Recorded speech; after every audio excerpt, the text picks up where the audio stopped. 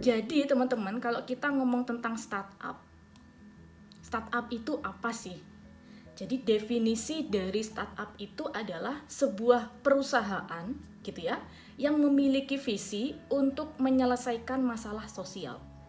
Jadi teman-teman, intinya berbisnis di zaman sekarang ini adalah bagaimana kita atau generasi muda, karena startup ini biasanya tidak menutup kemungkinan juga banyak orang-orang yang sudah dewasa atau kayaknya jarang gitu ya. Tapi anak-anak muda ini berkumpul bersama gitu ya dengan maksimal sekitar 3-5 orang. Mereka itu mempunyai visi dan misi untuk bisa menyelesaikan masalah di sekitarnya. Jadi sebenarnya tidak perlu jauh-jauh teman-teman.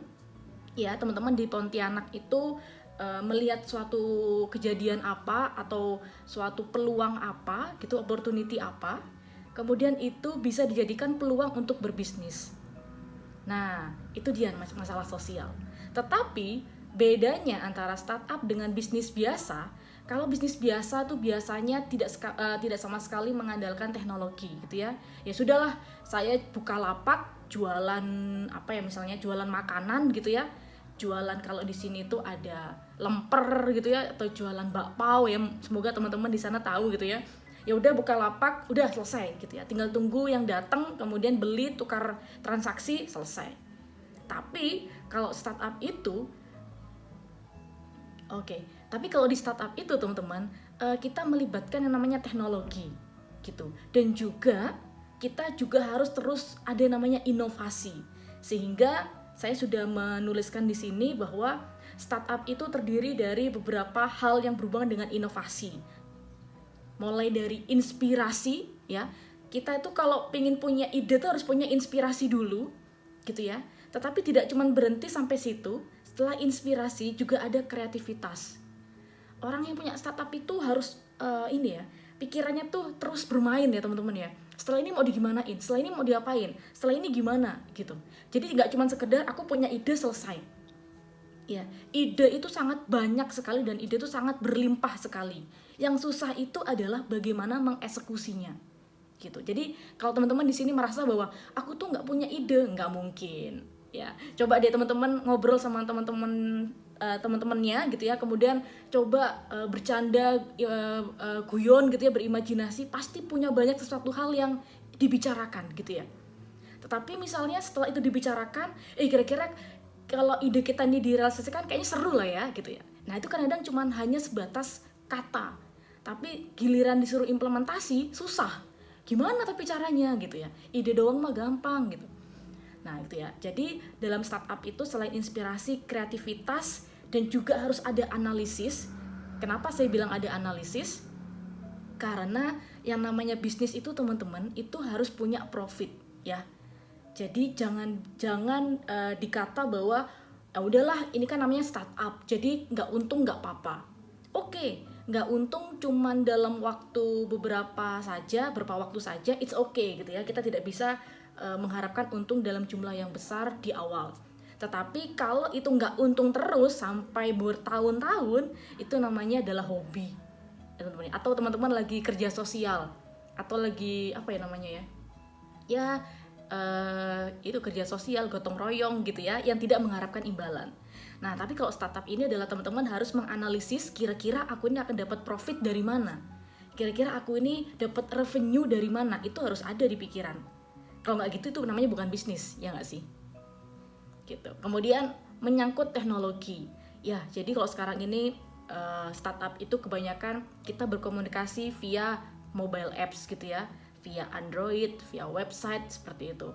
Kita tidak perlu bertemu langsung, kita cukup memanfaatkan teknologi yang sudah di-create oleh bisnis tersebut. Kita bisa beli sesuatu, kita bisa menjual sesuatu, kita bisa menggunakan jasa tersebut dan lain sebagainya tanpa kita harus datang ke lokasi atau ke store. Gitu teman-teman. Dan development selalu berkembang, tidak boleh stuck sampai situ aja, tidak boleh puas sampai situ aja, gitu ya. Kemudian ada teamwork, tidak bisa dikerjakan seorang diri gitu ya. Di sini tuh tidak ada namanya Superman gitu teman-teman ya. Kita tuh harus bersama, berkolaborasi, teamwork gitu. Karena tidak ada pekerjaan yang bisa dikerjakan sendiri. Tapi juga tidak butuh terlalu banyak orang.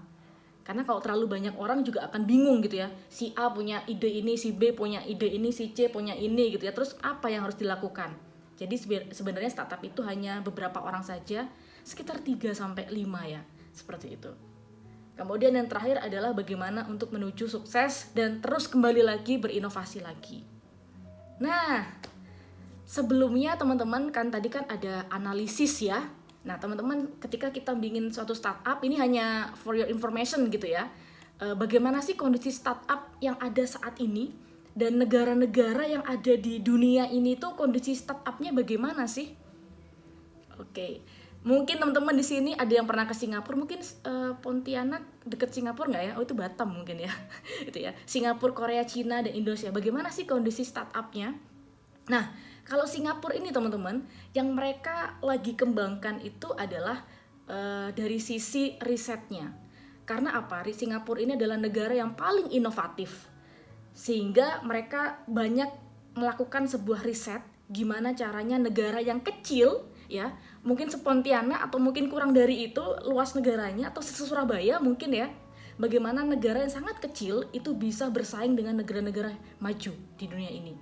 Nah, apa yang dibutuhkan? Yang dibutuhkan adalah bagaimana SDM-nya itu bisa berkreasi, bisa menghasilkan sesuatu yang punya value sehingga bisa meningkatkan negaranya. Itu Singapura.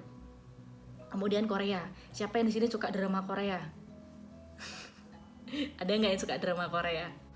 Nah, negara Korea ini juga sangat maju teman-teman. Kita bisa belajar dari sana. Jadi kalau kita ingin berbisnis itu kita tidak boleh tidak boleh sangat tidak boleh berpikirnya tuh small mindset ya. Kita tuh harus open, kita harus berpikir luas gitu.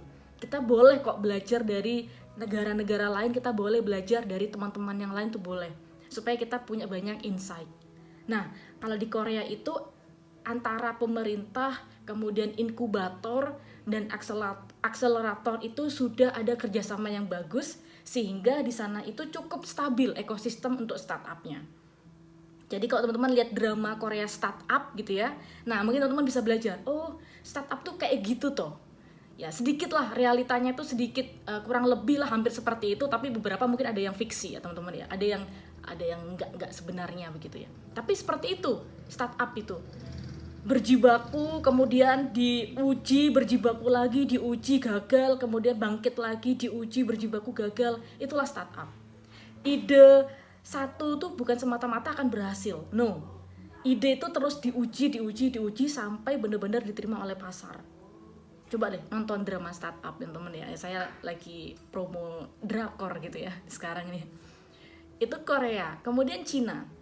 Nah Cina ini siapa sih yang nggak tahu Cina gitu ya, sekarang negaranya besar banget, kemudian ada perusahaan yang besar namanya Alibaba gitu ya, teknologinya dia sangat pesat gitu ya, investasinya juga keren, mereka dulu sangat mendorong warganya atau penduduknya untuk ayo bikin lapangan pekerjaan yang banyak, ayo bikin usaha yang besar. Kemudian sekarang ada Alibaba, ada apa namanya, saya susah untuk menyebutkannya di bahasa Cina itu. Nah, apa yang menjadi inti di bisnis di Cina itu adalah bagaimana mereka tuh selalu mengikuti tren consumer behavior. Coba produk mana yang nggak bisa ditiru oleh Cina? Apple bikin iPhone, Cina bisa kok mereplika iPhone, tapi tentu saja dengan harga yang lebih murah, dengan kualitas yang mungkin juga ya 5-12 gitu ya sama Apple gitu, atau ada yang 10-12 sama Apple. Tapi intinya adalah mereka tuh selalu mengikuti tren teman-teman. Jadi seperti yang tadi saya bilang bahwa startup itu harus bisa membaca peluang yang ada di masyarakat. Jadi konsumen itu sekarang eranya apa sih, itu yang bisa menjadi peluang.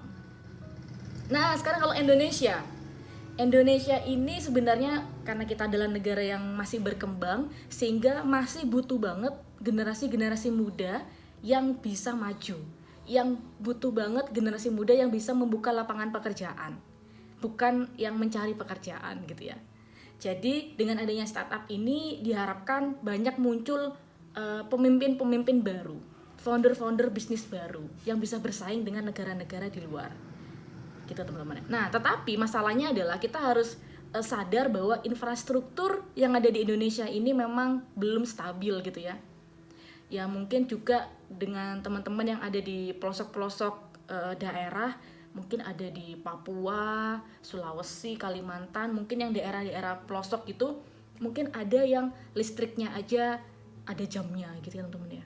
Karena infrastrukturnya juga sudah berkembang, kemudian gap teknologi dengan kota-kota besar seperti Jakarta juga nggak begitu jauh ya, bisa mengikuti kan perkembangan teknologi ya Linal ya dan teman-teman ya di Pontianak ya. Tapi kapan-kapan tolong saya diundang ya ke Pontianak ya. Biar saya tahu Pontianak itu seperti apa. Dan lain sebagainya. Itu kondisi di Indonesia. Sehingga kita jangan melihat negatifnya. Aduh, Indonesia tuh berarti masih jelek ya. Infrastrukturnya masih kurang. Kemudian ada gap teknologi. Kemudian kondisi masyarakatnya juga masih banyak yang ekonomi kelas ke bawah. Itu bisa menjadi peluang kita ya, generasi muda seperti teman-teman ini, gimana kita tuh bisa mengangkat derajat orang-orang yang tidak tidak mampu menjadi dia bisa stabil gitu dengan adanya kita sebagai penggerak ekonomi. Jadi startup ini sangat bagus sekali kalau teman-teman generasi muda mau untuk mencoba. Oke, next. Nah, ini yang paling penting teman-teman. Tolong ini di highlight, di stabilo. Ide itu murah dan melimpah. Ini kan sekarang kita bahas ya bagaimana cara membangun ide ya. Saya bilang bahwa ide itu murah dan melimpah. Persoalannya adalah bagaimana kita bisa mengeksekusi itu sebaik mungkin. Jadi misalnya gini teman-teman, ini paling gampang ya. Teman-teman kan habis ini kan SMK kelas 3, kelas 1 atau kelas 2 atau kelas 3 ini ya. Kelas 1. Oke, kelas 1. Nah, misalnya nih teman-teman nanti kalau sebelum lulus mau ngadakan pensi, iya kan? Nah biasanya kalau pensi itu pinginnya kan idenya yang heboh ya teman-teman ya. Anak SMA gitu loh. Kita gimana kalau ngundang ini? Gimana kalau kita begini? Gimana kalau sekolah kita tuh diginiin? Gimana kalau teman-teman kita tuh suruh dress code-nya begini? Wah pokoknya idenya tuh keren banget. Oke ya. Ide sudah semua, ini anak ada orang berapa di sini? Ada orang 15, idenya sudah keren-keren, kemudian giliran, yuk sekarang kita eksekusi. Gimana ya? Itu kan tadi saya bilang dress code-nya tuh harus yang berbau-bau animasi. Gimana ya cara bikinnya ya? Terus pensinya itu ngundang siapa ya? Stand up comedy yang lagi terkenal atau ngundang orang-orang hebat seperti Jerome Pauline, ya sekarang lagi YouTuber yang terkenal. Kita ngundang Deddy Corbuzier atau Fadil Jaidi gitu ya. Itu gimana caranya ya? Jadi persoalannya itu bukan masalah idenya teman-teman. Idenya tuh banyak dari kalian. Bagaimana mengeksekusinya? Ternyata setelah ide dari orang 15 di sini itu sudah ada, ternyata yang bisa terjadi hanya 1 atau 2 ide. Udahlah, nggak usah terlalu muluk-muluk. Kita bisa menjangkaunya apa? Ya udahlah, undang aja indie band yang ada di Pontianak misalnya gitu ya.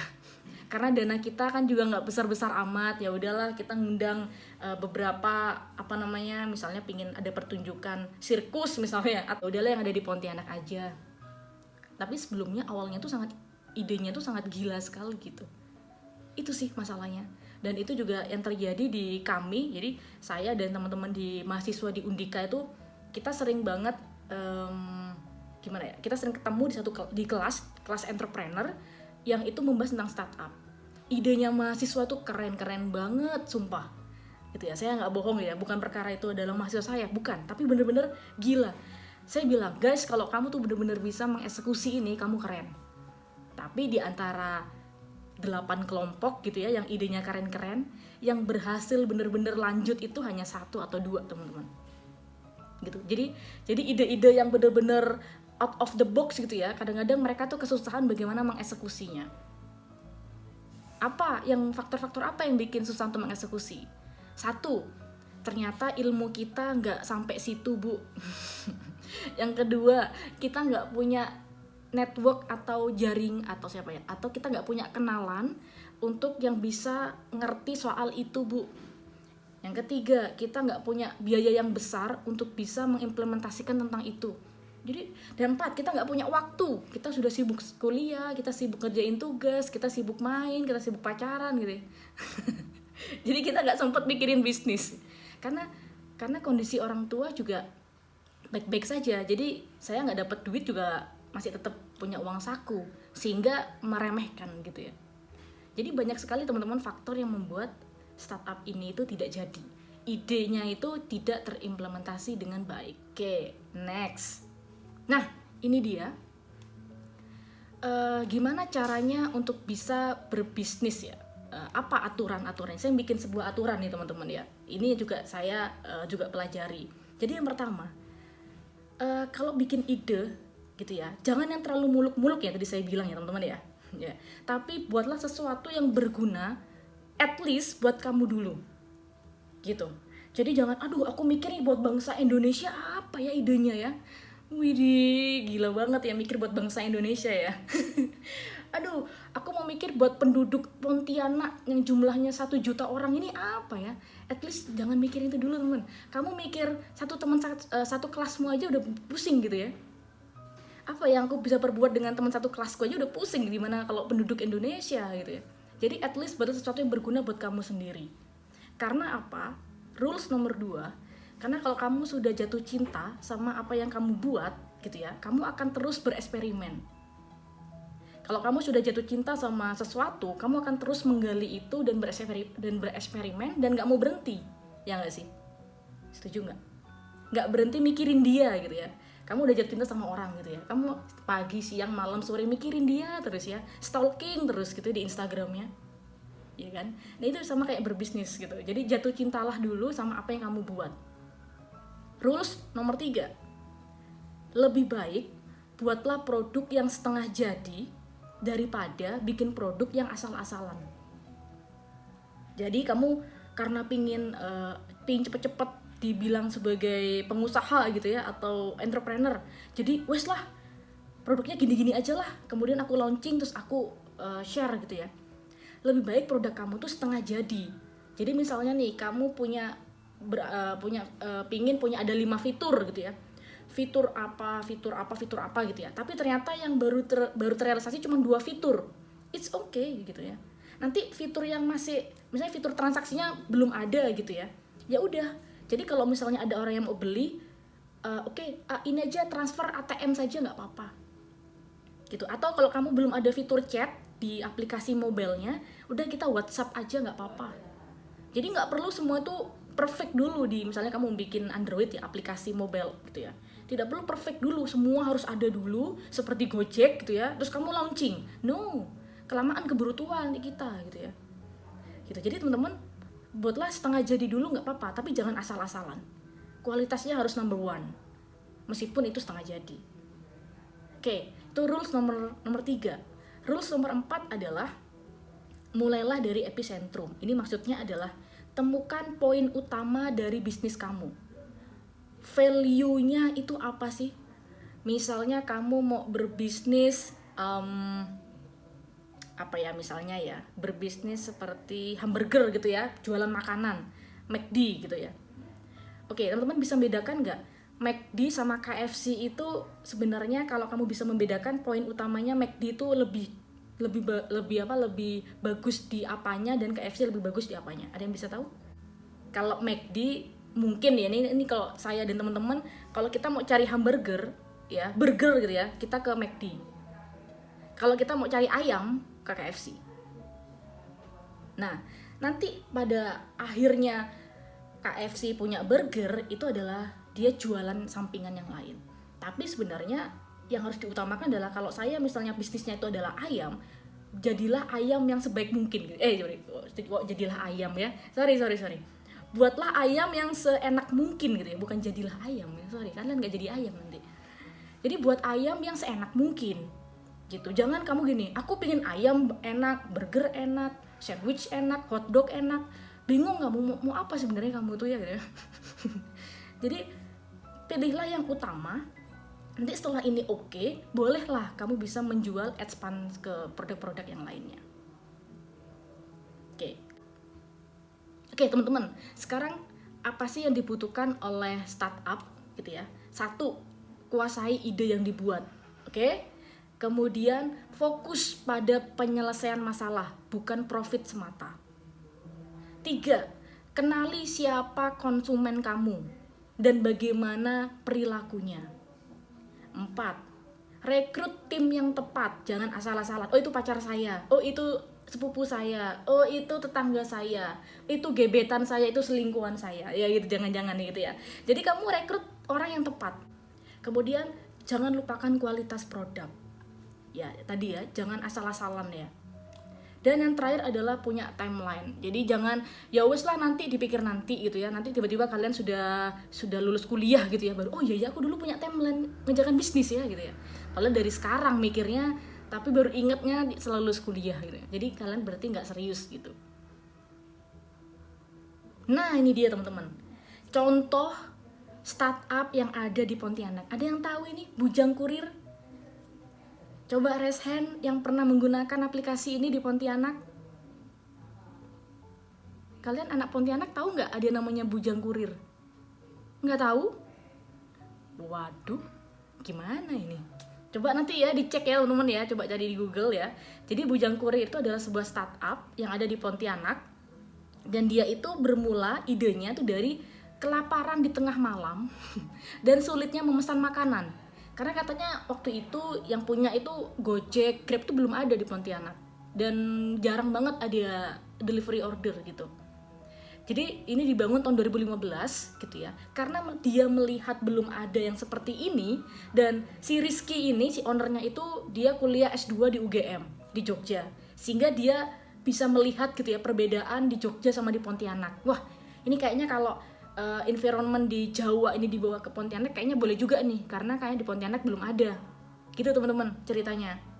Jadi karena si Rizky ini melihat potensi itu ya, bisnis pesan antar untuk rumah makan yang ada di kota Pontianak, jadi makanya dia akhirnya dan teman-temannya membuat usaha ini, kemudian memodifikasi layanannya ya, sehingga seperti yang ada di ibu kota dan di Pulau Jawa. Karena dia melihat bahwa di Pontianak ini belum terlalu ada nih ya, aplikasi seperti Gojek dan Grab yang ada di Pulau Jawa. Dia bikin namanya Bujang Kurir. Wah, kayaknya teman-teman belum ada yang tahu. Oke, semoga habis ini teman-teman bisa cari dan tahu Bujang Kurir. Terima kasih teman-teman. Nanti kalau ada pertanyaan di sesi terakhir ya.